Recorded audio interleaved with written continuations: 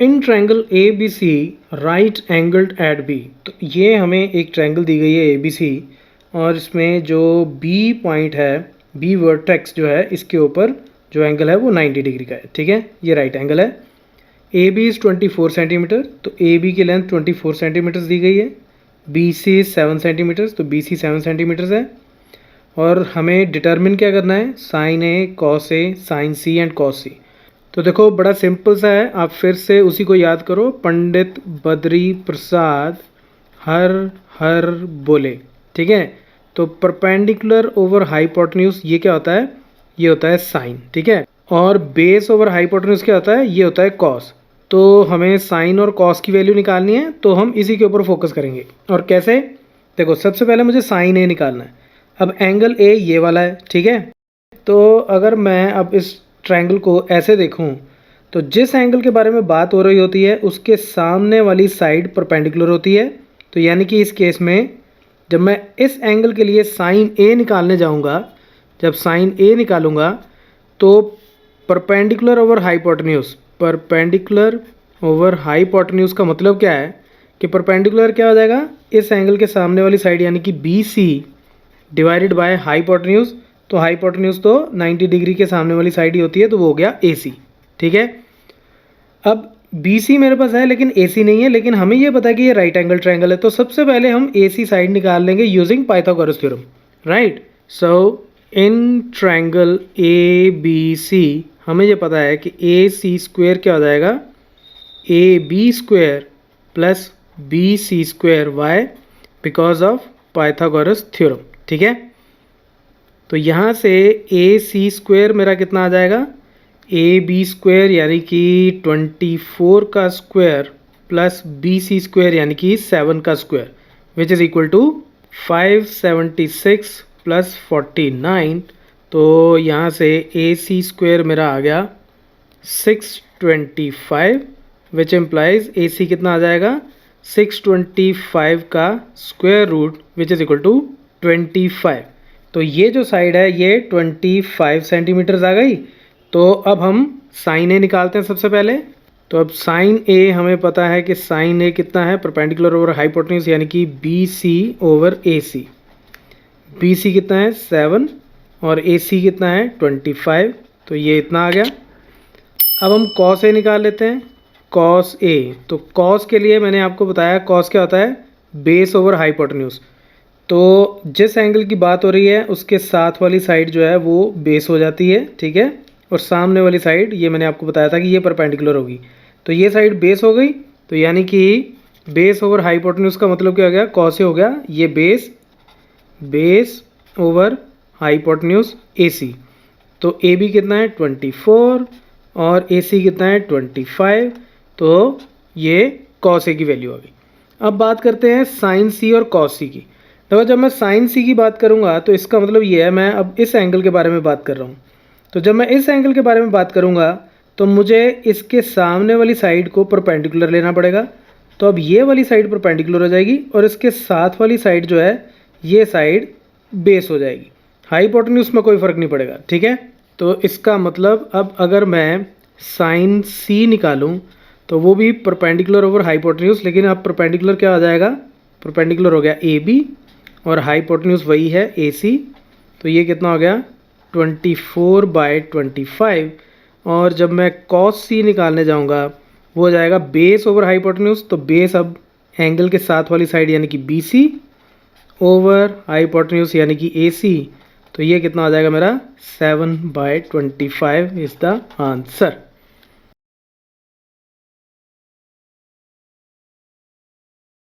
अब ये भी बड़ा सिंपल सा क्वेश्चन है, हमें ये फिगर दी गई है और हमें फाइंड करना है tan p minus cot r।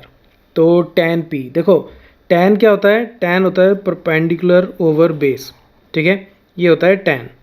और कॉट जो है वो इसका उल्टा होता है, यानी कि वो होता है बेस ओवर परपेंडिकुलर। तो उसके बारे में बात करते हैं। सबसे पहले हम ये बात करते हैं कि tan हम निकालेंगे कैसे।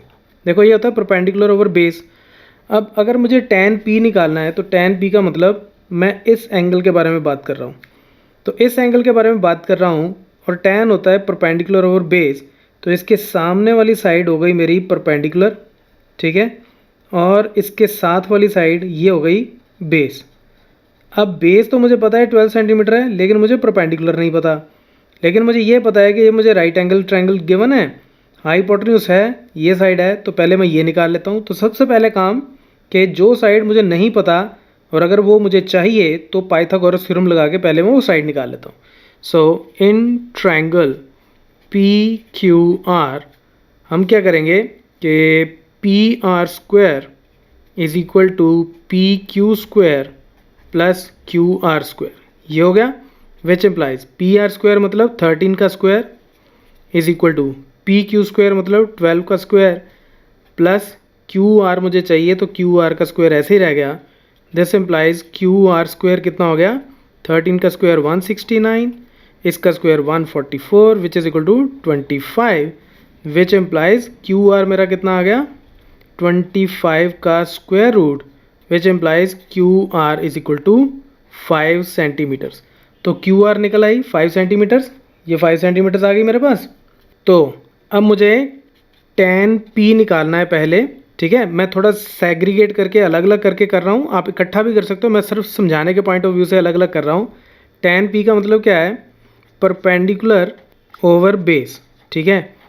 और p के लिए परपेंडिकुलर ये है Q R divided by base ये है क्यू पी, तो ये कितना हो जाएगा 5/12, ये हो गया tan p। अब बात करते हैं cot r की। cot r देखो, अब tan का इन्वर्स जो होता है वो cot होता है, ठीक है। cot जो होता है, अगर मुझे cot r फाइंड आउट करना है तो वो क्या हो जाएगा 1/tan r, ठीक है। और tan हमें पता है कि परपेंडिकुलर ओवर बेस होता है, तो फिर cot क्या हो जाएगा, cot हो जाएगा बेस ओवर परपेंडिकुलर। लेकिन अब बेस कौन सा होगा, अब मैं इस एंगल की बात कर रहा हूँ r एंगल की, ठीक है। जब मैं इस एंगल की बात करूँगा तो इस केस में इसके सामने वाली साइड, ये साइड जो है ये अब परपेंडिकुलर हो जाएगी और इसके साथ वाली साइड ये जो है ये अब मेरा बेस हो जाएगी, ठीक है। तो अब ये चेंज हो जाएंगे, परपेंडिकुलर एंगल के सामने वाली साइड होती है और साथ वाली साइड उसका बेस हो जाती है, ठीक है। और जो टेढ़ी वाली लाइन वो तो हाइपोटेन्यूज रहेगी ही रहेगी। तो कॉट आर कितना हो जाएगा मेरा बेस ओवर परपेंडिकुलर, तो इसको आप लिख सकते हो यहाँ पे कि it is base over perpendicular which is equal to base क्या हो गया, बेस हो गया Q R divided by perpendicular, अब हो गया मेरा पी क्यू, ठीक है। तो क्यू आर कितना है, क्यू आर है 5 और पी क्यू है मेरे पास 12, तो ये भी उतना ही आ गया जितना tan p था। तो इसका मतलब tan p minus cot r is equal to 5/12 minus 5/12 which is equal to 0 is the answer. और इसमें अब आप एक बात और ऑब्जर्व करो कि ये रिजल्ट जो है ये जेनरिक रिजल्ट है। किसी भी राइट एंगल ट्रायंगल के दोनों एक्यूट एंगल्स में से एक का अगर मैं tan लूँ और दूसरे का cot, तो उनका डिफरेंस हमेशा 0 होगा। रीज़न क्या है, tan और cot वैसे ही एक दूसरे का इन्वर्स होते हैं, और जब मैं एक एंगल के बाद दूसरे एंगल पर जाता हूँ तो जो परपेंडिकुलर है वो बेस बन जाता है और जो बेस है वो परपेंडिकुलर बन जाता है। सो सिंपल सा क्वेश्चन है, सिर्फ और सिर्फ ट्रिकी पार्ट क्या रहता है इसमें, कई बार कन्फ्यूजन हो जाती है कि आपको ये आइडेंटिफाई करना होता है कि परपेंडिकुलर कौन सा होगा, बेस कौन सा होगा। तो परपेंडिकुलर हमेशा एंगल के सामने वाली साइड होती है और बेस उसके साथ वाली साइड, और 90 डिग्री के सामने वाली साइड जो है वो हमेशा हाइपोटेन्यूज होती है, राइट।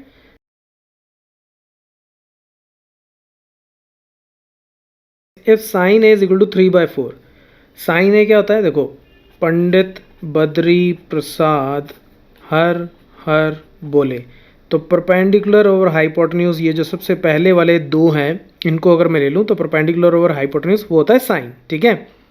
अब sine A is equal to 3/4, मान लो इस एंगल को मैं ए बोल देता हूँ, ठीक है, ये बी हो गया और ये सी। तो साइन ए यानी कि इस एंगल के बारे में बात हो रही है, तो इसके सामने वाली साइड जो है ये हो जाएगी परपेंडिकुलर और इसके साथ वाली साइड ये हो जाएगी बेस, ठीक है। ये बात ठीक हो गई। अब हम ये कह रहे हैं कि sine A is equal to 3/4, देखो साइन ए की वैल्यू मुझे 3/4 दी गई है, तो इसका मतलब ये है कि परपेंडिकुलर ओवर हाइपोटेन्यूज की रेशो जो है वो 3/4 है, ठीक है। मतलब कि मैं यहाँ लिख देता हूँ कि परपेंडिकुलर ओवर हाइपोटेन्यूज, ठीक है, इसकी रेशो 3/4 है। तो परपेंडिकुलर यानी कि बी सी, दिस इम्प्लाइज हमें क्या गिवन है कि बी सी परपेंडिकुलर हो गया और हाइपोटेन्यूज हो गया ए सी, दिस इज इक्वल टू 3/4। लेकिन इसका मतलब ये नहीं है कि BC की वैल्यू 3 होगी और AC की वैल्यू 4 होगी, ये ज़रूरी नहीं है। देखो 3/4 अगर मैं लिखूँ 3 × 6/4 × 6 तब भी ये 3/4 होगा। अगर मैं लिखूँ 3 × 13/4 × 13 तो ये भी 3/4 होगा। कहने का मतलब 3 × some number k divided by 4 × same number k where k is a positive number. तो उस केस में रेशो हमेशा क्या होगी 3/4। ठीक है, तो इसका मतलब मैं ये कह सकता हूँ कि this implies BC is equal to 3k and AC is equal to 4k where k is a positive number, क्योंकि k ना तो ज़ीरो हो सकता है और ना ही नेगेटिव, क्योंकि ट्रायंगल की साइड ना ज़ीरो हो सकती है ना नेगेटिव हो सकती है। तो ये हो गया। तो मैं इसको यहाँ लिख सकता हूँ कि BC मेरे पास आ गया 3k और AC मेरे पास आ गया 4k। अब मैं क्या करूँगा, अब मुझे cos A निकालना है। cos क्या होता है, बेस ओवर हाइपोटेन्यूज, और मुझे tan A निकालना है यानी कि परपेंडिकुलर ओवर बेस। ठीक है, ये साइन होता है, ये cos होता है, ये tan होता है। तो बेस ओवर हाइपोटेन्यूज, तो बेस मुझे निकालना है, बेस मुझे पता नहीं, तो मैं बेस को भी k की ही फॉर्म में निकाल लूँगा और फिर उसकी वैल्यूज़ यहाँ पुट करके मैं इन दोनों को फाइंड आउट कर लूँगा। कैसे, अब हम साइन कॉस टैन की बात कर रहे हैं, तो मतलब हम एक राइट एंगल ट्रायंगल की बात कर रहे हैं और मान लो राइट एंगल B पॉइंट पे है। So this implies in triangle ABC Pythagoras theorem लगाते हैं, AC² should be equal to AB² plus BC² because of Pythagoras theorem. Hypotenuse का स्क्वायर बाकी दोनों साइड्स के स्क्वायर के सम के बराबर होता है। तो ये कितना हो गया, यहाँ से आ गया 4k का whole square is equal to AB कितना है ये मुझे निकालना है, तो इसको AB² ही लिख लो प्लस BC² मतलब 3k का होल स्क्वायर। ठीक है, तो यहाँ से कितना आ गया मैं फिर बता देता हूँ। देखो AC, तो AC 4k था, यहाँ मैंने लिख दिया हुआ है 4k, और BC 3k अभी अभी हमने डिस्कशन की थी। तो ये हो गया 16k² is equal to AB² plus 9k² which implies AB² is equal to 16k² minus 9k² which is equal to 7k²। तो यहाँ से अगर मुझे AB निकालना हो, ठीक है, तो वो कितना आ जाएगा 7k² का square root which is equal to k² का स्क्वायर रूट, तो k हो गया, साथ में आ गया √7। ठीक है, तो ये AB की वैल्यू आ गई, और AB कितना आ गया मेरा, ये भी मैं यहाँ पे लिख देता हूँ। तो AB आ गया हमारा k√7। ठीक है, अब हमारे पास बेस भी है, परपेंडिकुलर भी है, हाइपोटेन्यूज भी है, तो अब मैं cos और tan की वैल्यू निकाल लेता हूँ। सो cos A क्या होता है, अब cos A का मतलब बेस ओवर हाइपोटेन्यूज। मैं बार बार ये बोलता हूँ, अगर कभी आप भूल जाओ कि ये फॉर्मूलाज क्या होते हैं तो इसी से याद रखना, पंडित बद्री प्रसाद हर हर बोले, पहले साइन फिर कॉस फिर टैन। तो बेस ओवर हाइपोटेन्यूज, और बेस क्या होगा, एंगल ए के साथ वाली साइड यानी कि AB, और हाइपोटेन्यूज तो हमें पता ही है कि यही होता है AC। तो AB कितना है, AB हमने अभी अभी निकाला k√7 डिवाइडेड बाय 4k, तो k के साथ k कट गया तो जवाब आ गया √7/4। अब क्या निकालना है, tan A, और tan A क्या होता है, परपेंडिकुलर ओवर बेस। तो परपेंडिकुलर क्या है BC, बेस क्या है AB। तो BC की वैल्यू 3k और AB की वैल्यू k²√7, k के साथ k कट गया तो 3/√7। तो दिस इज योर आंसर।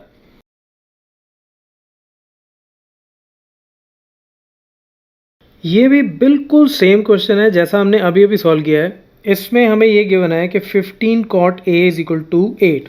तो ये मान लो एक ट्रायंगल है ABC, ठीक है। तो ये जो मेरा एंगल है, एंगल A, इसके अकॉर्डिंगली मुझे ये गिवन है कि 15 cot A is equal to 8। उसका मतलब क्या हो गया कि cot A कितना हो गया, cot A हो गया 8/15, राइट। अब हम फिर से इसी के बारे में बात करते हैं। हमें ये पता है कि ये साइन कॉस टैन, तो टैन क्या होता है, परपेंडिकुलर ओवर बेस। और हमें ये भी पता है कि कॉट जो है, कॉट ए, ये होता है 1/tan A, ये टैन का इन्वर्स होता है, ठीक है।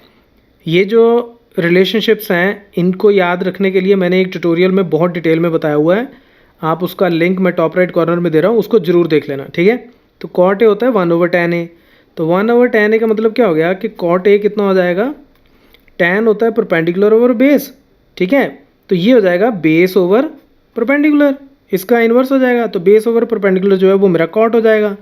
तो इसका मतलब ये है कि यहाँ पे बेस ओवर, मैं फिर से थोड़ा और लिख देता हूँ, ओवर परपेंडिकुलर, यानी कि एंगल ए के अकॉर्डिंगली इसके साथ वाली साइड हो गई मेरी बेस और इसके सामने वाली साइड हो गई परपेंडिकुलर, ठीक है।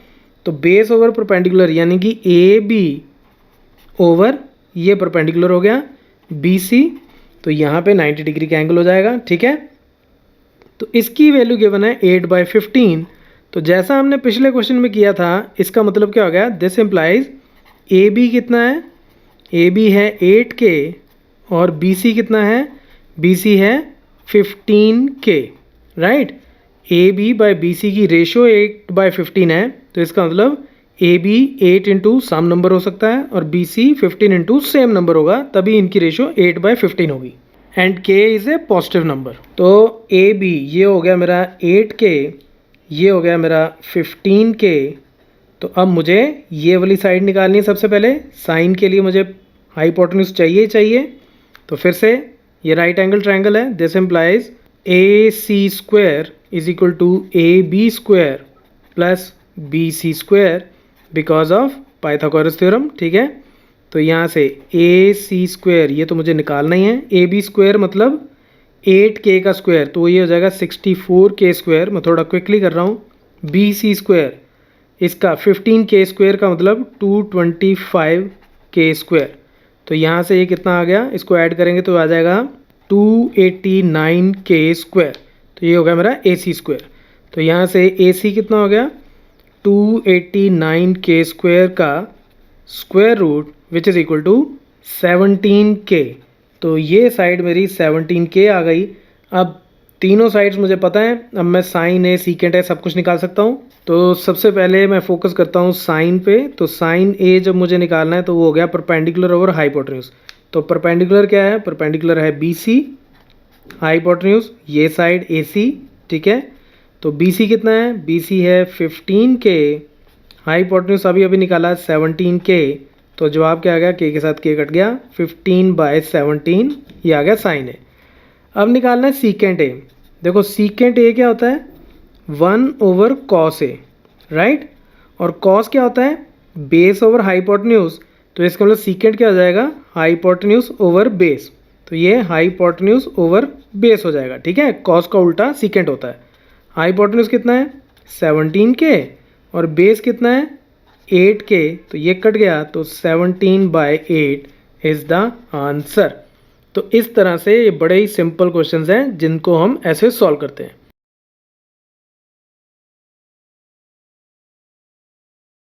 ये भी एग्जैक्टली सिमिलर क्वेश्चन है जैसे अभी हमने दो क्वेश्चन सॉल्व किए हैं। Given secant theta is equal to 13/12। तो कोई एक ट्रायंगल है जिसमें सीकेंट थीटा की वैल्यू 13/12 है। तो पहले मैं एक काम करता हूँ कि इस राइट एंगल ट्रायंगल में किसी एक एंगल को, इस एंगल को मान लो मैंने थीटा मान लिया, ठीक है। तो ये अगर थीटा मान लिया तो इसके सामने वाली साइड जो है ये परपेंडिकुलर हो गई और ये बेस हो गई। ये हम बार बार बात कर चुके हैं। अब वो कहता है calculate all other trigonometric ratios. ये जो 6 हैं ये हमारी ट्रिग्नोमेट्रिक रेशियोज होती हैं, इसमें से सीकेंट की वैल्यू हमें गिवन है। एक बात और याद रखना, कभी भी कोई भी एक, इनमें से कोई भी एक रेशियो अगर आपको गिवन हो तो बाकी 5 आप हमेशा फाइंड आउट कर सकते हो। उसके लिए किसी भी और एक्स्ट्रा वैल्यू की, एक्स्ट्रा इन्फॉर्मेशन की ज़रूरत नहीं होती, ठीक है। अब हमें ये गिवन है कि secant theta is equal to क्या है, 13/12। अब सीकेंट थीटा क्या होता है, देखो अक्सर ये होता है कि कोसीकेंट, सीकेंट, कोटेंजेंट में बच्चों को कन्फ्यूजन होती है। तो कोई इशू नहीं है, आपको अगर ये रिलेशनशिप याद है कि सीकेंट थीटा जो है ये 1/cos थीटा होता है। ये कॉस का इन्वर्स, साइन का इन्वर्स कोसीकेंट, कॉस का सीकेंट और टैन का कोटेंजेंट। और इसके बारे में मैं डिटेल में आपको पहले भी लिंक दे चुका हूँ, आप उसको देख सकते हो। अब कॉस थीटा क्या होता है, बेस ओवर हाइपोटेन्यूज, ठीक है। पंडित बद्री प्रसाद हर हर बोले, पहले साइन फिर कॉस फिर टैन। तो कॉस क्या होता है, बेस ओवर हाइपोटेन्यूज। तो सीकेंट क्या हो जाएगा, हाइपोटेन्यूज ओवर बेस। तो ये एक्चुअली होता है, this is hypotenuse over base. तो इसका मतलब ये 13/12 का मतलब क्या है, हाइपोटेन्यूज इसमें हाइपोटेन्यूज को ए बी सी बोल दूं अगर मैं, तो हाइपोटेन्यूज ये वाली बड़ी वाली लाइन जो है ये हाइपोटेन्यूज हो गई, यानी कि ए सी ओवर बेस। इस एंगल के बारे में बात हो रही है तो इसके साथ वाली साइड यानी कि ए बी, ये क्या हो गई मेरी बेस इज इक्वल टू 13/12। फिर से वही बात कि A C over A B की रेशो अगर 13/12 है, this implies A C is 13K and A B is equal to 12K where K is a positive number. Just in case इसमें अभी भी आपको कोई कन्फ्यूजन है कि 13K 12K मैंने क्यों लिख दिया यहाँ पे, तो आप इसी ट्यूटोरियल का पहला पार्ट दोबारा से देखना, ओके। उसके अंदर मैंने बहुत डिटेल में ये बात समझाई है, ठीक है। तो ये हो गया मेरे पास 13K, ये हो गया मेरे पास 12K। अब मुझे परपेंडिकुलर निकालना है, परपेंडिकुलर निकलेगा तो तीनों साइड्स मिल गई, तो फिर मैं सारी ट्रिग्नोमेट्रिक रेशियोज आराम से निकाल सकता हूँ।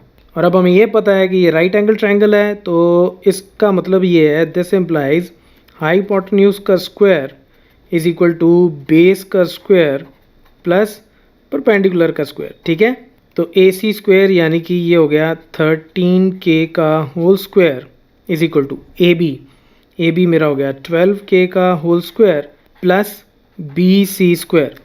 This implies B C square is equal to 169K square minus 144K square which is equal to 25K square. तो इसको जब सॉल्व करोगे तो बी सी कितना आ जाएगा 5K। तो ये साइड मेरी 5K आ गई। अच्छा, इसमें कभी घबराना नहीं, टेंशन नहीं लेनी कि K लेंगे तो पता नहीं आगे जाके सॉल्व होगा कि नहीं होगा, हमेशा सॉल्व होगा, ठीक है। ये K तीनों टर्म्स हमेशा K की फॉर्म में आ जाएंगी और जब उनकी रेशियोज लोगे तो K के साथ K कट ही जाएगा, ठीक है। अब हम साइन कॉस टैन कोसिकेंट और कोटेंजेंट की वैल्यू निकाल लेते हैं। तो अब मैं थोड़ा सा क्विकली करूँगा, ठीक है। साइन थीटा मतलब परपेंडिकुलर ओवर हाइपोटेन्यूज। परपेंडिकुलर कितना है 5K, हाइपोटेन्यूज 13K, तो जवाब क्या आ गया 5/13 क्योंकि K के साथ K कट गया। अब बात करते हैं कॉस की।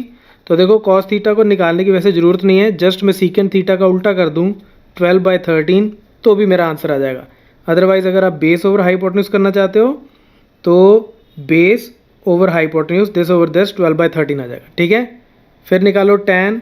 तो टैन को निकालने के तरीके क्या हैं, या तो साइन थीटा को कॉस थीटा से डिवाइड कर दो तब भी निकल आएगा, अदरवाइज परपेंडिकुलर ओवर बेस। तो परपेंडिकुलर 5K बेस 12K, तो जवाब आ गया 5/12। जब टैन थीटा निकला है तो कॉट थीटा तो वैसे ही निकल आएगा क्योंकि वो टैन का इन्वर्स होता है, तो वो कितना आ जाएगा 12/5, ओके। साइन थीटा निकला है तो कोसिकेंट थीटा भी निकल आएगा क्योंकि कोसिकेंट थीटा जो है वो साइन थीटा का इन्वर्स होता है, यानी कि वो होता है 1/sin थीटा। तो ये कितना आ जाएगा 13/5 इज द आंसर।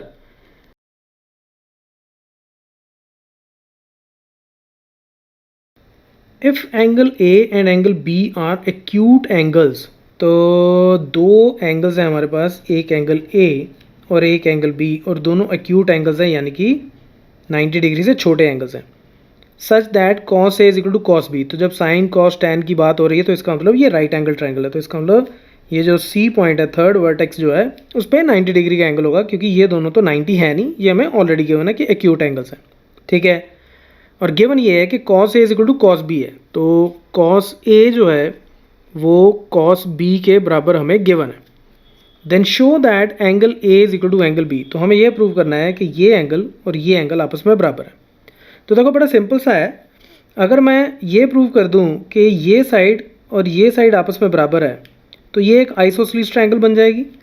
तो आइसोसेलेस ट्रायंगल की इन दोनों बराबर साइड्स के कॉरस्पॉन्डिंग जो दो एंगल्स होते हैं वो भी बराबर होते हैं, ठीक है। तो मुझे सिर्फ इन दोनों साइड्स को बराबर प्रूव करना है।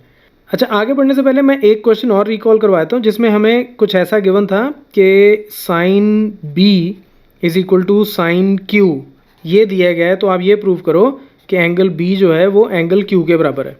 उस केस में हमने क्या किया था, हमने दो डिफरेंट ट्रायंगल्स ली थी। इस क्वेश्चन का लिंक मैं टॉप राइट कॉर्नर में दे रहा हूँ, आप उसको देख सकते हो। उसमें हमने दो डिफरेंट ट्रायंगल्स क्यों ली, क्योंकि जनरली क्वेश्चन को देख के पता चल जाता है।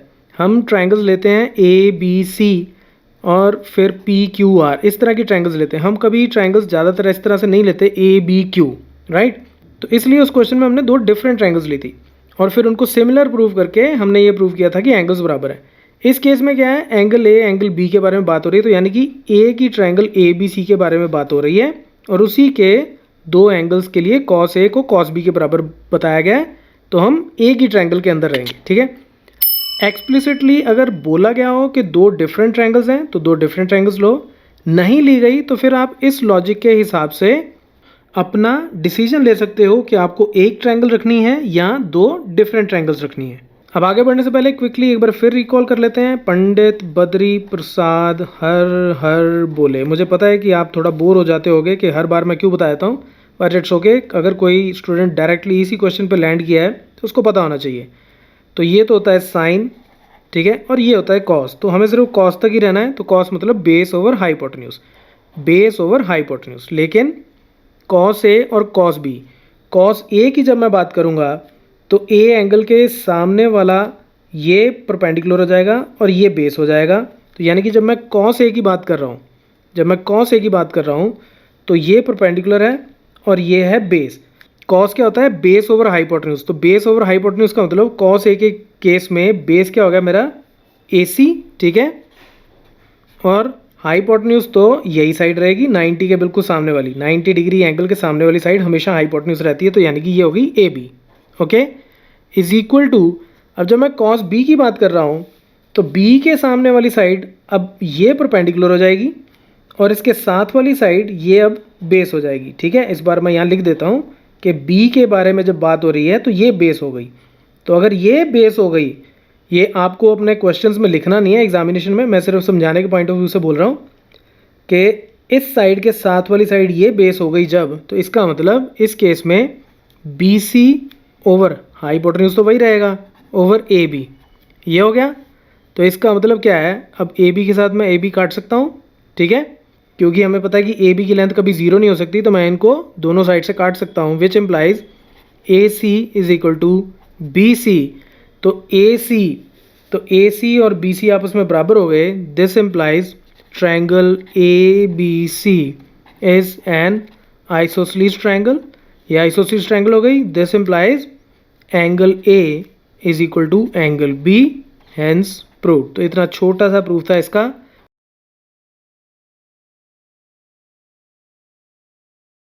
If cot theta is equal to 7/8 evaluate, एक तो ये और दूसरा ये। अब इसमें हम सेकंड पार्ट पहले करते हैं, क्यों, क्योंकि सेकंड पार्ट के लिए ना आपको किसी ट्रायंगल की ज़रूरत है, ना हाइपोटेन्यूज, बेस, परपेंडिकुलर, कुछ निकालने की ज़रूरत नहीं है। सिर्फ और सिर्फ आपको कॉट थीटा का स्क्वायर करना है, इस वैल्यू का स्क्वायर करना है और आंसर आ जाएगा। क्यों, देखो कॉट थीटा मुझे कितना दिया गया है, 7/8। अब कॉट स्क्वायर थीटा क्या होता है, कॉट स्क्वायर थीटा का मतलब होता है cot theta multiplied by cot theta, ठीक है, which is equal to cot theta का होल स्क्वायर। तो इसको चाहे ऐसे लिखो और शॉर्ट फॉर्म में हम इसको ऐसे लिखते हैं कॉट स्क्वायर थीटा। तो वो कितना आ जाएगा, 7/8 का whole square which is equal to 49/64 is the answer. अब हम बात करते हैं पार्ट 1 की। देखो अब पार्ट 1 के लिए मुझे साइन थीटा की वैल्यू चाहिए और कॉस थीटा की वैल्यू चाहिए और उसकी वैल्यू मैं यहाँ पुट कर दूंगा तो फिर मुझे इस पूरे एक्सप्रेशन की वैल्यू मिल जाएगी, ठीक है। लेकिन उसके लिए मुझे चाहिए क्या, मुझे कॉट थीटा दिया गया है 7/8, ठीक है, कॉट थीटा। तो मैं यहाँ लिख लेता हूँ, से cot theta is equal to 7/8। अब कॉट थीटा क्या होता है, कॉट थीटा होता है बेस ओवर परपेंडिकुलर। हमें यह पता है कि कॉट थीटा जो है वो tan का इन्वर्स होता है, यानी कि 1/tan थीटा होगा। और tan क्या होता है, perpendicular over base. Just in case आप भूल जाओ तो आप ऐसे याद रखना, पंडित बद्री प्रसाद हर हर बोले, ठीक है। तो परपेंडिकुलर ओवर हाइपोटेन्यूज पहले साइन हो गया, फिर बेस ओवर हाइपोटेन्यूज ये हो गया कॉस, और तीसरा जो है ये क्या हो गया, tan। तो tan हो गया परपेंडिकुलर ओवर बेस और tan का इन्वर्स होता है कॉट, तो कॉट हो गया बेस ओवर परपेंडिकुलर। तो बेस ओवर परपेंडिकुलर जो है वो हो गया कॉट थीटा, ठीक है। तो इसका मतलब क्या हुआ, अब मैं क्या करता हूँ, मुझे थीटा एंगल दिया गया, मुझे ये नहीं पता कि ट्रायंगल कौन सी है, क्या वर्टिसेस है, तो मैं कोई भी ट्रायंगल ले सकता हूँ, से ए बी सी, और उसके एक एंगल को मैंने मान लिया कि इसकी वैल्यू में दी गई है थीटा, ठीक है। तो ये कुछ भी हो सकती है, चाहे यहाँ ए रख लो, चाहे बी यहाँ रख लो, चाहे सी यहाँ पे, तो ट्रायंगल कोई भी ले लो, उससे कोई फ़र्क नहीं पड़ने वाला, हमें सिर्फ थीटा एंगल के साथ डील करना है, ठीक है। तो अगर इस एंगल को मैं थीटा बोलता हूँ तो इसके सामने वाली साइड परपेंडिकुलर हो गई, और इसके साथ वाली साइड ये क्या हो गई मेरी बेस, और इसको मैंने 90 डिग्री का एंगल ले लिया है, तो इसके सामने वाली साइड मेरी हो गई हाइपोटेन्यूज। अब साइन थीटा के लिए मुझे परपेंडिकुलर भी चाहिए, हाइपोटेन्यूज भी चाहिए, तो यानी कि मुझे ये दोनों वैल्यूज़ निकालनी पड़ेंगी। कॉस के लिए मुझे बेस चाहिए, हाइपोटेन्यूज चाहिए, तो बेस, तो इसका मतलब मुझे तीनों ही साइड निकालनी पड़ेगी। और वो मैं कैसे निकालूंगा, देखो कॉट थीटा है बेस ओवर परपेंडिकुलर, तो बेस कितना है ए बी, ये मैंने ट्रायंगल ले ली, इसमें ए बी बेस हो गया और परपेंडिकुलर हो गया मेरा B C, is equal to कितना हो गया 7/8। ठीक है, ये इसकी वैल्यू गिवन है। अब मैंने बहुत सारे ट्यूटोरियल्स में पहले भी ये बात की है कि किन्हीं दो साइड्स की रेशो अगर 7/8 हो तो ये ज़रूरी नहीं है कि उनकी वैल्यू 7 यूनिट और 8 यूनिट होगी, उनकी वैल्यू 7K और 8K ये होगी, where K is any positive number. क्यों, क्योंकि 7K/8K इसकी अल्टीमेटली रेशो 7/8 ही होगी। तो इसका मतलब ए बी मेरा कितना हो जाएगा 7K और बी सी कितना हो जाएगा 8K, where K is a positive number. देखो ऐसा भी होता है कई बार, बच्चे क्या करते हैं कि ए बी को सिर्फ 7 ले लिया, सिर्फ 7 ले लिया, और बी सी को सिर्फ 8 ले लिया और उससे सॉल्व करना शुरू कर दिया। आंसर उससे भी आ जाएगा, ऐसा नहीं है कि आंसर उससे नहीं आएगा, आंसर उससे भी आ जाएगा और ठीक आएगा, लेकिन ये अप्रोच आपकी सही नहीं है, ये लिमिटेड अप्रोच है। आप सिर्फ एक ही कंडीशन लेके चल रहे हो, आप इसमें फिक्स्ड वैल्यूज़ लेके चल रहे हो कि इसकी वैल्यू 7 और इसकी 8 है, जबकि हमें ये गिवन नहीं है। हमें ये गिवन है कि इनकी रेशो 7/8 है, तो इसलिए ये 7K और ये 8K कुछ भी हो सकता है। ठीक है, K की कोई भी वैल्यू डालूँ इन दोनों में तो रेशो हमेशा 7/8 ही रहेगी। ओके, अब मैं इसकी भी वैल्यू निकाल लेता हूँ इन टर्म्स ऑफ K। वो कैसे, ये अब राइट एंगल ट्रायंगल है, तो इसमें मुझे पता है कि हाइपोटेन्यूज का स्क्वायर यानी कि AC का square should be equal to perpendicular BC का स्क्वायर प्लस बेस AB का स्क्वायर। ठीक है, तो इसको सॉल्व कर लेते हैं। तो AC स्क्वायर, तो AC स्क्वायर तो मुझे निकालना ही है, तो ये कितना हो जाएगा BC मैंने 8K लिया, तो 8K का whole square plus AB square यानी कि 7K का होल स्क्वायर। तो इसको मैं इधर रख लेता हूँ, तो यहाँ से AC स्क्वायर मेरा कितना आ गया 64K square plus 49K square which is equal to 113K square. तो AC कितना हो गया, इस साइड 113K स्क्वायर, इसका स्क्वायर रूट कर दो यानी कि K into square root 113। K square को मैंने बाहर निकाल लिया, वहाँ सिर्फ K रह गया और इसको यहाँ, तो इतना मेरा AC आ गया। तो AC कितना आ गया K टाइम्स 113 का स्क्वायर रूट। अब मैं साइन थीटा निकाल लेता हूँ पहले। ठीक है, साइन थीटा क्या होता है, परपेंडिकुलर ओवर हाइपोटेन्यूज। ठीक है, वही पंडित बद्री प्रसाद वाले से आप याद कर लेना अगर भूल जाओ तो। परपेंडिकुलर कितना है 8K, hypotenuse K into square root 113, तो ये कितना आ गया, K के साथ K कट गया, 8/स्क्वायर रूट 113। अब कॉस थीटा भी निकाल लो। कॉस थीटा क्या होता है, वो होता है बेस ओवर हाइपोटेन्यूज। तो बेस ओवर हाइपोटेन्यूज कितना हो गया, बेस है मेरा 7K और हाइपोटेन्यूज है K टाइम्स 113 का स्क्वायर रूट, तो K के साथ K कट गया, तो ये हो गया 7/स्क्वायर रूट 113, इतना आ गया। अब साइन थीटा और कॉस थीटा की ये वैल्यूज़ इसमें डाल दो। तो नाउ अब हमें फाइंड आउट करना है 1 plus sine theta, sine theta की जगह 8/स्क्वायर रूट 113। ठीक है, into 1 minus sine theta, 1 minus 8/स्क्वायर रूट 113, ये इतना आ गया, divided by 1 plus cos theta. तो 1 प्लस कॉस थीटा की वैल्यू 7/स्क्वायर रूट 113 और 1 माइनस 7/स्क्वायर रूट 113। तो ये कितना हो जाएगा, ये a plus B into A minus B का फॉर्मूला लग जाएगा, तो यानी कि a square minus B square, तो ये हो जाएगा 1 माइनस 64/113। ये सॉल्व करोगे इतना आ जाएगा, इसको सॉल्व करोगे तो ये आ जाएगा 1 माइनस 49/113। ठीक है, और फर्दर ये बड़ी सिंपल सी कैलकुलेशन है, ये बन जाएगा 113 माइनस 64/113 और नीचे आ जाएगा 113 minus 49/113।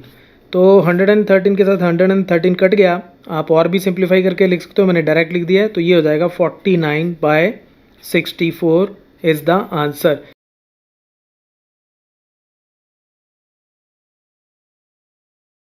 If 3 cot A is equal to 4, check whether this is equal to this or not। देखो हमें गिवन क्या है कि 3 cot A is equal to 4।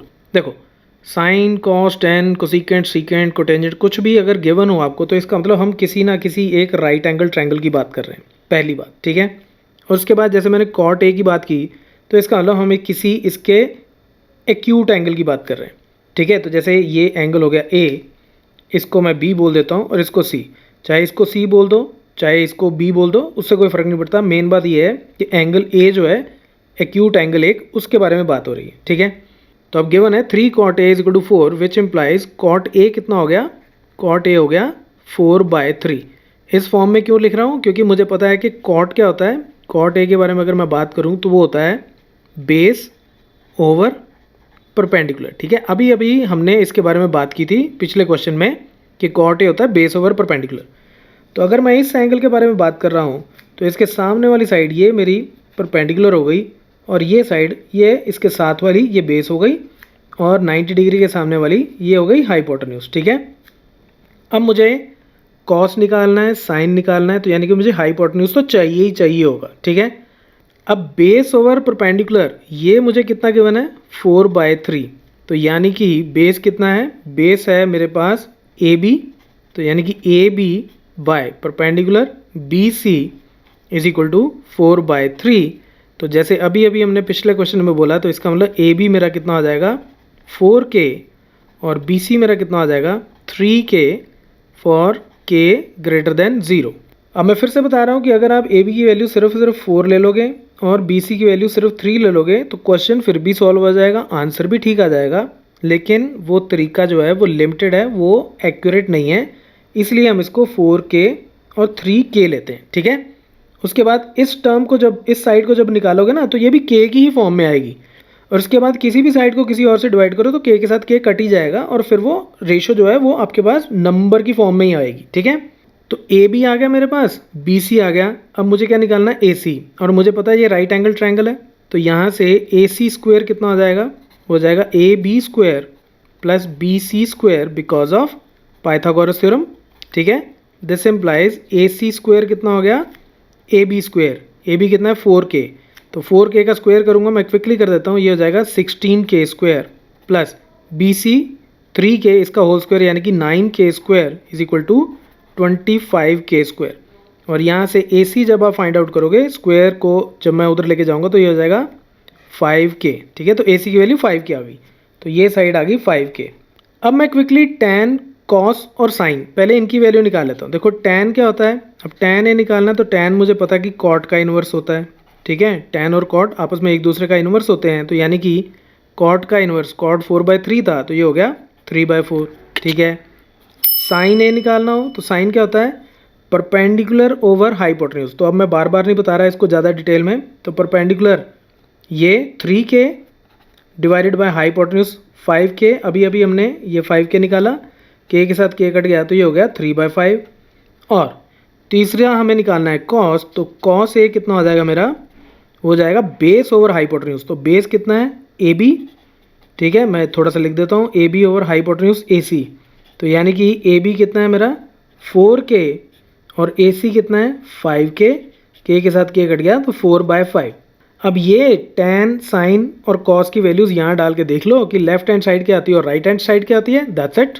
तो अब पहले मैं left hand side find out कर लेता हूँ और वो क्या है 1 minus tan square A divided by 1 plus tan square A, और ये हो जाएगा 1 माइनस tan ए की वैल्यू 3/4 तो उसका स्क्वायर करेंगे तो ये हो जाएगी 9/16 डिवाइडेड बाय 1 प्लस 9/16, तो ये मेरा यहाँ पे आ जाएगा 7/16 divided by 25/16 which is equal to, ये एक्चुअली है 7/16 इंटू, ये उल्टा हो जाएगा 16/25 विच इज़ इक्वल टू 7/25।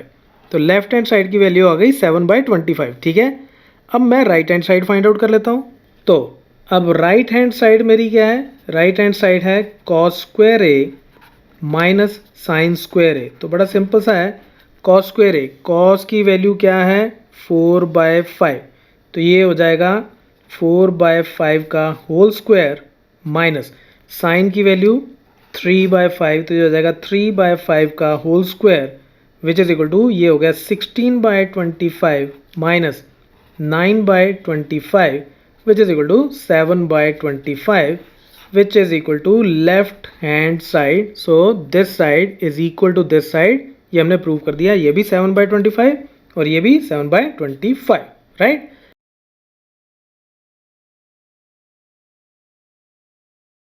अब ऐसे हम काफ़ी क्वेश्चंस पहले ऑलरेडी कर चुके हैं, लेकिन इस क्वेश्चन में मैं आपको कुछ और एडिशनल चीज़ें बताने की कोशिश करूँगा, ठीक है. In triangle A B C right angled at B. तो देखो पहली बात, हमें ए बी सी एक ट्रायंगल दी गई है और साथ में ये बोला गया है कि ये राइट एंगल ट्रायंगल है और राइट एंगल कहाँ पे है, बी वर्टेक्स पे. तो ये मैंने एक राइट एंगल ट्रायंगल ले ली और बी पॉइंट पे मैंने, बी वर्टेक्स पे मैंने 90 डिग्री का एंगल ये बना लिया, ठीक है. If tan a is equal to 1/√3, तो tan a की वैल्यू 1/√3 दी गई है, यानी कि परपेंडिकुलर ओवर बेस. तो मैं फिर से रिपीट कर देता हूँ इसको याद रखने के लिए. पंडित बद्री प्रसाद हर हर बोले. तो परपेंडिकुलर ओवर बेस. तो देखो जनरली आपको ऐसे क्वेश्चंस में ना जो ट्रायंगल बनानी होती है, आप सिर्फ राइट एंगल ट्रायंगल बना लेते हो. साइड कितनी लंबी होगी कितनी छोटी होगी उसका कोई खास आप ध्यान नहीं रखते, तो दैट्स ओके. लेकिन फिर भी अगर आप थोड़ी एक्यूरेसी से चीज़ें बनाना चाहते हो अपनी समझ के लिए, तो आप ये समझो कि जैसे tan a 1/√3, ठीक है. तो परपेंडिकुलर ओवर बेस, तो परपेंडिकुलर 1 है और बेस कितना है 1.732, ठीक है. यानी कि परपेंडिकुलर अगर 1 है तो बेस कितना है 1.732. तो इस लाइन को मैंने इससे बड़ा बनाया है, ठीक है, अंदाजे से. कोई ऐसी एक्यूरेसी से नहीं बनाया, अंदाजे से बड़ा बना लिया. तो इसका मतलब इस एंगल को, ये जो एंगल है इस पॉइंट को, इस वर्टेक्स को मैं ए बोल देता हूँ, ठीक है. और इसको फिर मुझे सी बोलना पड़ेगा, ठीक है. इसको ए क्यों बोलूँगा, क्योंकि मैंने इस हिसाब से इसको डिज़ाइन किया है. ये ज़रूरी नहीं होता. आप ये भी कर सकते थे कि आप इसको ए ले लेते, इस पॉइंट को ए ले लेते और इसको सी ले लेते. इससे कोई फ़र्क नहीं पड़ता. थ्योरेटिकली जब आप क्वेश्चन सॉल्व करते हो तो ट्रायंगल आप कैसी भी बना सकते हो, उससे कोई फ़र्क नहीं पड़ता, ठीक है. लेकिन बेहतर ये है कि थोड़ी एक्यूरेटली बनाओ, ओके. अब मुझे क्या करना है, मुझे निकालना है sine A cos C, cos A sine सी. तो यानी कि इन दोनों एंगल्स के लिए मुझे साइन और कॉस की वैल्यू निकालनी है, ठीक है. तो सबसे पहले मुझे tan a 1/√3 यानी कि परपेंडिकुलर बाय बेस, इसके हिसाब से परपेंडिकुलर, पहले तो ये परपेंडिकुलर हो जाएगा B C. This implies B C over base. Base मतलब इसके एंगल के साथ वाली साइड यानी कि ए बी. ये मुझे कितना गिवन है 1/√3. अब हमने बहुत सारे क्वेश्चंस में ये किया था कि this implies B C should be equal to K and AB should be equal to √3 into K where K is a positive number. अब इसके बारे में मैं इसको आपको इस ट्यूटोरियल में थोड़ा सा डिफरेंट तरीके से समझाने की कोशिश करता हूँ. देखो हमें ये गिवन है कि BC बाय AB 1/√3 है, इनकी रेशो 1/√3. यानी कि अगर ये जो साइड है, ये साइड 2 सेंटीमीटर हो जाए ये वाली, तो नीचे वाली 2 इंटू √3 इतने सेंटीमीटर होगी और ये कट के फिर से रेशो कितनी आ जाएगी 1/√3. अगर ये वाली साइड 13 सेंटीमीटर्स हो जाए तो नीचे वाली 13 इंटू √3 इतने सेंटीमीटर्स हो सकती है. तो ये कट के फिर से 1/√3 रेशो फिर से उतनी आ जाएगी. तो यानी कि ये जो साइड है, ये कोई भी एक नंबर के पॉजिटिव नंबर हो तो नीचे k इंटू √3 हो जाए तो k के साथ k कट जाएगा और ये 1/√3 इस रेशो में आ जाएगा. तो कहने का मतलब यही है कि बी सी और ए बी इसकी वैल्यू कुछ भी हो सकती है, ज़रूरी नहीं है 1 और √3 हो. ये 1 और √3 की रेशो में है, ठीक है. तो इसलिए इस साइड को हम k बोल देंगे और इस साइड को k times √3 for any positive number k, ठीक है. अच्छा, जैसे मैंने पिछले ट्यूटोरियल्स में बताया था, अगर आप इस साइड को 1 ले लोगे और इस साइड को सिर्फ √3 ले लोगे तब भी आपका जवाब आ जाएगा. लेकिन वो अप्रोच सही नहीं है. उसमें आपने क्या किया है कि आपने एक फिक्स्ड वैल्यू ले ली दो साइड्स की. आंसर फिर भी आ जाएगा और सही आएगा, लेकिन वो अप्रोच एक्यूरेट नहीं है. एक्यूरेट अप्रोच यही है कि आप इस साइड को k लो और इस साइड को k टाइम्स √3. अब ये राइट एंगल ट्रायंगल है, तो राइट एंगल ट्रायंगल है तो मैं हाइपोटेन्यूज निकाल सकता हूँ इसका. तो सबसे पहले मैं यही निकालता हूँ. सो इस ट्रायंगल में हाइपोटेन्यूज यानी कि AC² should be equal to AB² plus BC². तो यहाँ से AC² मेरा कितना आ जाएगा, AB² कितना है, AB K² √3 का स्क्वायर 3 प्लस BC² यानी कि K² which is equal to 4K². इतना आ गया. तो यहाँ से AC कितना आ जाएगा 4K² का square root which is equal to 2K.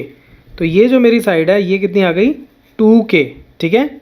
अब सबसे पहले मुझे क्या करना है, मैं साइन ए कॉस ए इसकी वैल्यू निकालता हूँ और फिर साइन सी और कॉस सी की वैल्यू निकालूंगा, ठीक है, क्योंकि यही सब कुछ मुझे इसमें चाहिए। तो सबसे पहले साइन ए, क्योंकि ये तो मुझे ऑलरेडी पता है अब ए एंगल के अकॉर्डिंगली परपेंडिकुलर ये और बेस ये, तो साइन ए कितना हो जाएगा, परपेंडिकुलर ओवर हाइपोटेन्यूज, परपेंडिकुलर कितना है बी सी, तो ये हो गया B C over hypotenuse A C which is equal to K over 2k which is equal to 1/2। अब मैं कॉस ए निकाल लेता हूँ, तो कॉस ए के लिए बेस ओवर हाइपोटेन्यूज, तो बेस हो गया मेरा बी ए और हाइपोटेन्यूज हो गया मेरा ए C which is equal to के टाइम्स स्क्वायर रूट 3/2k, के साथ के कट गया यानी कि स्क्वायर रूट 3/2, तो ये कॉस ए आ गया।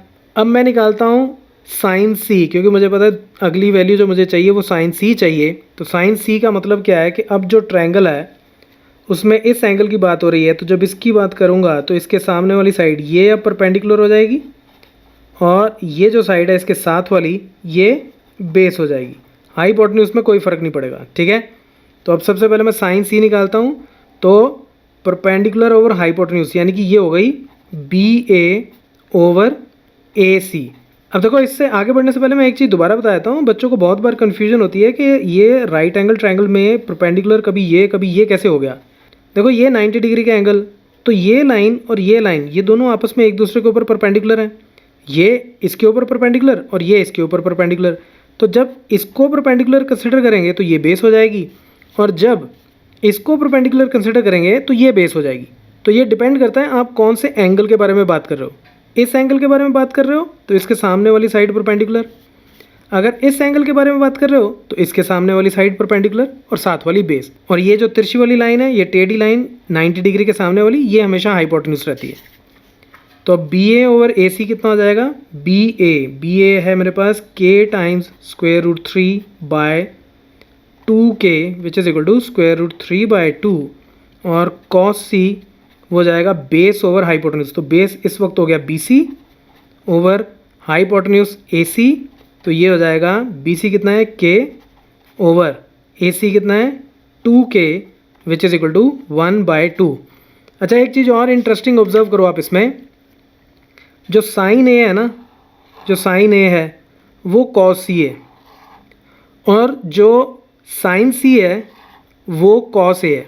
तो कोई भी एक राइट एंगल ट्रायंगल में इसका साइन इसके कॉस के बराबर और इसका कॉस इसके साइन के बराबर होता है, ठीक है। तो आगे जाके अगली एक्सरसाइजेज में इन सब चीज़ों को आप प्रूव भी करोगे।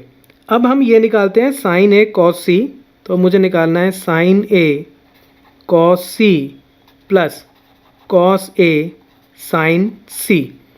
तो साइन ए कितना है, साइन ए है 1/2 मल्टीप्लाइड बाय कॉस सी वो भी 1/2 plus cos A square root 3/2 और साइन सी ये भी स्क्वायर रूट 3/2, तो ये हो गया 1/4 प्लस ये हो गया 3/4 which is equal to 4/4 which is equal to 1।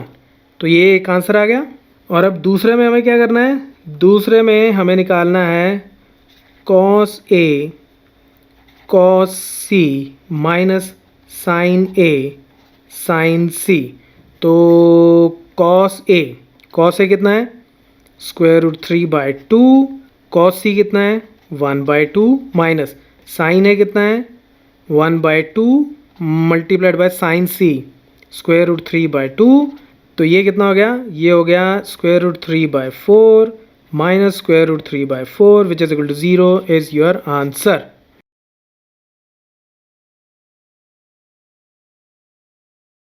In triangle P Q R right angle at Q, तो पी क्यू आर हमारे पास एक राइट एंगल ट्रायंगल है, यानी कि एक एंगल उसमें 90 डिग्री का है और वो कौन सा है, वो क्यू पॉइंट पे है, ठीक है।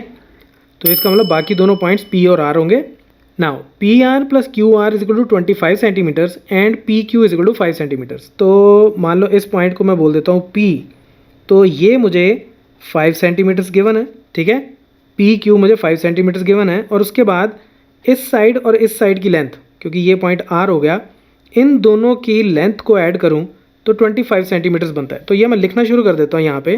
पी क्यू मुझे कितना गिवन है, वो गिवन है 5 सेंटीमीटर्स और P R plus Q R इन दोनों की लेंथ का सम जो है वो 25 सेंटीमीटर्स गिवन है हमें। Determine the value of sine P, cos P, tan P. तो इस एंगल के अकॉर्डिंगली हमने साइन, कॉस और टैन ये निकालने। इस एंगल की बात हो रही है तो इसके सामने वाली साइड इसको अब हम परपेंडिकुलर कंसिडर करेंगे, ठीक है। और इसके साथ वाली साइड ये क्यू पी जो है इसको हम क्या लेंगे, बेस।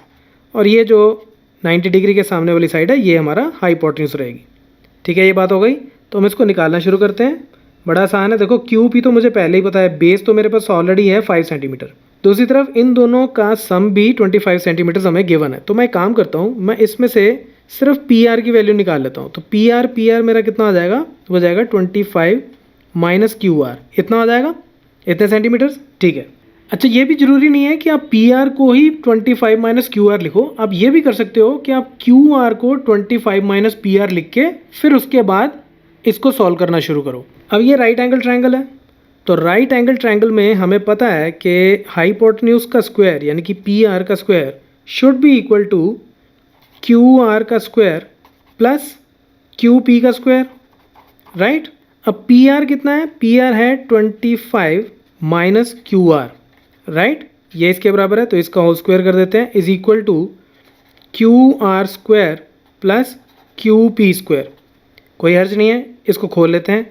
ए माइनस बी होल स्क्वायर का फॉर्मूला लगाते हैं तो ये हो जाएगा 625 plus Q R square minus 50 Q R is equal to Q R square plus Q P square. तो इन दोनों साइड से ये क्यू आर के साथ क्यू आर कट गया, क्यू आर स्क्वायर के साथ क्यू आर स्क्वायर कट गया, ठीक है। तो मेरे पास बचा क्या, मेरे पास बचा 625 minus 50 Q R is equal to Q P की वैल्यू मेरे पास ऑलरेडी है, क्यू पी मतलब पी क्यू, इसकी वैल्यू 5 सेंटीमीटर है तो ये कितना हो गया 25। तो यहाँ से मेरे पास क्यू आर आ जाएगा, तो this implies 50 Q R is equal to 625 minus 25 which is equal to 600। तो यहाँ से क्यू आर मेरा कितना हो गया 600 divided by 50 which is equal to 12। तो 12 सेंटीमीटर्स आ गया मेरे पास क्यू आर। तो क्यू आर की वैल्यू आ गई 12 सेंटीमीटर्स। अब मुझे ये पता है कि P R plus Q R जो है वो 25 सेंटीमीटर्स है, तो यहाँ से इसकी वैल्यू मेरे पास कितनी आ जाएगी 13 सेंटीमीटर्स। तो मैं वो भी निकाल लेता हूँ। सो यहाँ से now we know that P R plus Q R is equal to 25 centimetres. This implies P R plus Q R की वैल्यू अभी अभी हमने 12 सेंटीमीटर्स निकाली is equal to 25। This implies P R is equal to 13 centimetres. तो मेरे पास तीनों values आ गई, 5 centimetres, 12 centimetres, 13 centimetres. देखो मैं दोबारा बताता हूँ, आगे अब कुछ बचा नहीं है खास क्वेश्चन में। मैंने सिर्फ और सिर्फ क्या किया, पी क्यू मुझे गिवन था और इन दोनों साइड्स का सम गिवन था, ठीक है। और उसमें से पी आर की वैल्यू को क्यू आर की फॉर्म में निकाल लिया और उसको यहाँ पे पुट करके वहाँ से मुझे क्यू आर की वैल्यू मिल गई। देखो हुआ क्यों, ऐसा क्यों हुआ, ये भी बात समझने वाली है। इस इक्वेशन में पी आर की जगह तो मैंने वैसे ही क्यू आर डाल दिया, ठीक है। पी आर को मैंने क्यू आर की फॉर्म में डाल दिया, यहाँ पे भी क्यू आर था तो क्यू आर स्क्वायर आपस में कट गया, सिर्फ क्यू आर बच गया। और जो तीसरी टर्म थी क्यू पी, उसकी वैल्यू यानी कि पी क्यू, उसकी वैल्यू मेरे को ऑलरेडी पता थी, वो मैंने डाल दी तो मेरे पास क्यू आर आ गया। तो क्यू आर जब आ गया, ये साइड जब आ गई, तो इन दोनों साइड्स का सम मुझे ऑलरेडी गिवन है, 25 सेंटीमीटर था तो 25 में से मैंने 12 को माइनस किया तो ये 13 सेंटीमीटर आ गया। तीनों साइड्स आ गई। अब साइन क्या होता है, साइन होता है, साइन पी हो जाएगा परपेंडिकुलर ओवर हाइपोटेन्यूज। परपेंडिकुलर कितना है, Q R divided by hypotenuse P R, तो ये हो गया 12/13। कॉस पी कितना आ जाएगा, वो होता है बेस ओवर हाइपोटेन्यूज। बेस कितना है, P Q divided by hypotenuse P R, और ये हो गया 5/13। और उसके बाद tan p निकाल लो। tan p का मतलब परपेंडिकुलर ओवर बेस, तो परपेंडिकुलर क्या है, Q R divided by P Q, ये हो गया 12/5 and this is your answer.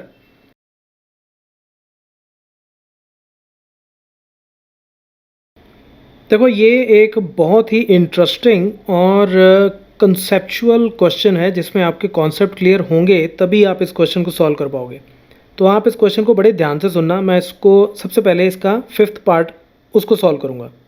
हमें करना क्या है, state whether the following are true और फॉल्स, जस्टिफाई योर आंसर, और जस्टिफिकेशन देनी है कि ये जो स्टेटमेंट है ये ट्रू है या फॉल्स है। देखो सबसे पहले मैं इसको उठाता हूँ, sine theta is equal to 4/3 for some angle theta. तो जैसे देखो मैं साइन थीटा की बात कर रहा हूँ तो इसका मतलब मैं किसी राइट एंगल ट्रायंगल की बात कर रहा हूँ, ठीक है। तो मान लो ये मैंने एक राइट एंगल ट्रायंगल ले ली ABC। अब हमें यह पता है कि साइन क्या होता है, परपेंडिकुलर ओवर हाइपोटेन्यूज।